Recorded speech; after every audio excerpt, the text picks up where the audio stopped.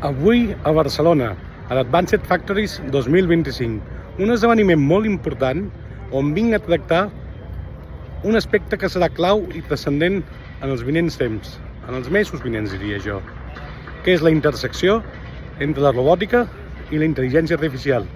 Fins ara hem vist avenços molt grans i importants en intel·ligència artificial.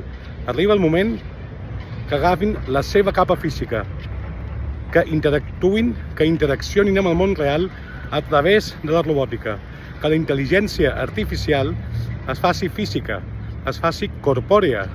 Fins ara hem vist els LLMs, etc, és a dir, els brains.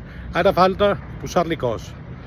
I d'això va la robòtica, que està a punt d'arribar a un punt de convergència amb la intel·ligència artificial com mai abans. I d'això vinc a tractar aquí, avui i ara.